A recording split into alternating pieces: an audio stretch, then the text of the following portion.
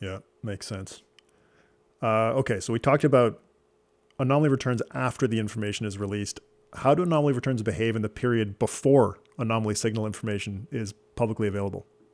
Yeah, that's something I've been thinking about a lot lately. So, in my original paper, we kind of, as you said, we looked at when information first came out and then looked at how returns moved after that. And the more I thought about that, the more I thought about this race to be the first to trade, I started thinking, well, how do you actually be first? And it occurred to me that for some of these information releases, I might actually be able to predict what the information itself says. Hmm. And so we actually then started looking at this and we started realizing that for a lot of accounting releases, it's very easy to predict what the financial statements are going to say, sometimes 3 months, sometimes as much as a year prior to when the firm actually finalizes these things.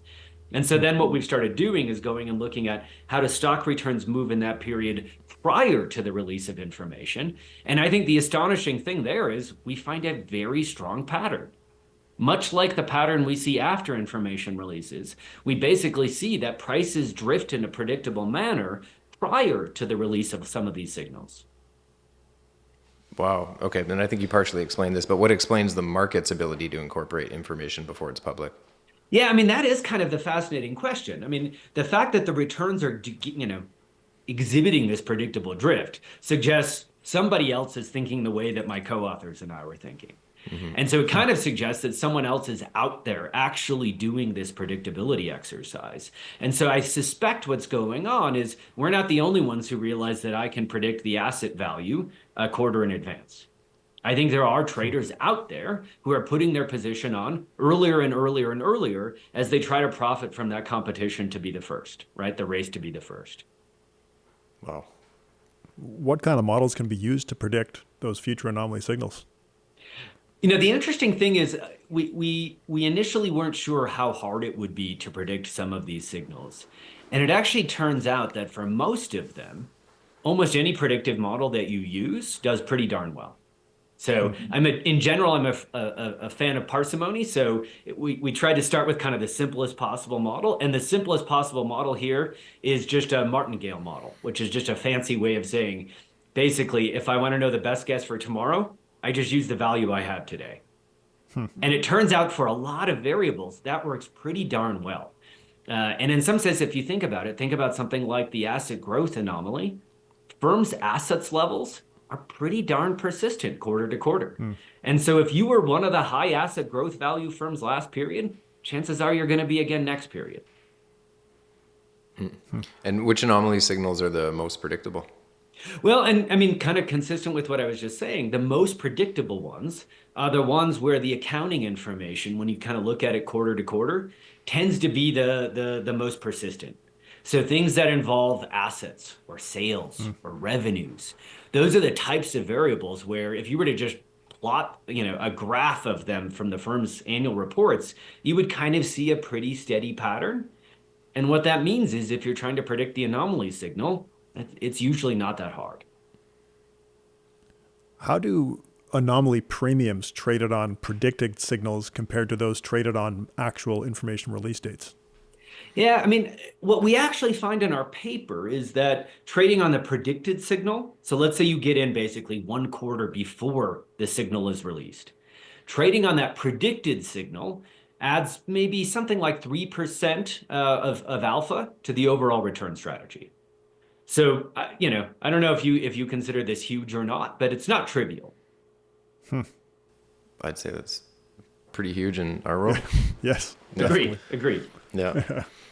Okay, so what do your results on predictable anomaly signals say about the economic mechanism underlying asset pricing anomalies? Yeah, this is where I think it gets a little bit more interesting and a little bit more subtle.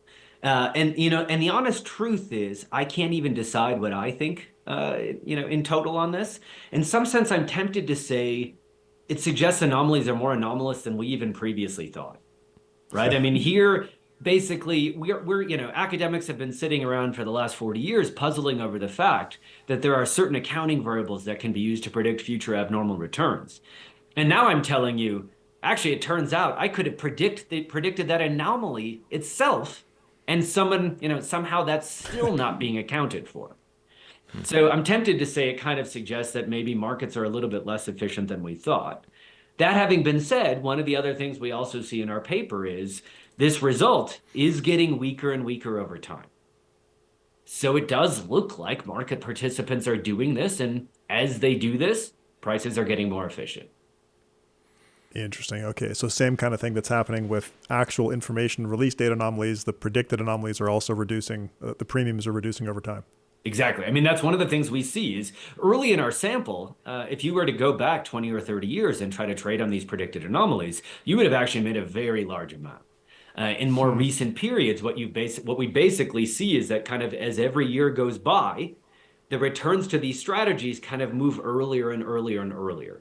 And in fact, for some of the anomalies in our sample now, if you really want to make money, you can't even trade 1 quarter early. You need to trade 2 quarters early or 3 quarters early. Wow. So the premiums are decreasing, and you have to be earlier and earlier to capture them. Exactly. Right? And again, I think that's consistent with this idea that a lot of what's going on with these anomalies is basically it takes time and money and effort for traders to process information and actually develop these strategies. And they are competing on this. And the more competition there is, basically, the more the returns to these things basically get arbitraged away. So it's interesting you say that on the one sense, it kind of seems like it's less efficient over time, but the way you've described it in my head seems to make it even more and more efficient over time, given that these signals are showing up even earlier and earlier and earlier and need to be predicted in advance. It almost seems like the information is, the information needs to be predicted, and it is being predicted, which seems to me makes things incredibly efficient, or at least to your point, incredibly competitive. Yeah, I think I would agree with that. I mean, that's where I said I kind of, in my own head, I've kind of got conflicting views on what all of this means. Like I said, in some sense, the fact that anomalies predict returns is itself puzzling. The fact that I can predict the anomaly and that even predicts returns further is itself puzzling. But that having been said, it does look like these effects are getting arbitraged away as time rolls on, and that is broadly consistent with markets being pretty darn competitive. Yeah, it sounds like markets are maybe less efficient than we thought because anomalies are anomalous, but they're getting more efficient over time. Yeah, I think that's the exact way I would say it. Well put. Wild. Okay. So what are the implications of your findings for investors hoping to capture anomaly returns in live portfolios? Well, I mean, I think, again, the real key to this is lots of people are trying to trade on these anomalies. And so if you're using the standard information that everybody else has access to, and you're trading when everyone else is trading, it's too late. What I think we show is there's actually ways of using publicly available information to develop signals that might not be completely obvious to all market participants, and doing so can help you generate a trading edge.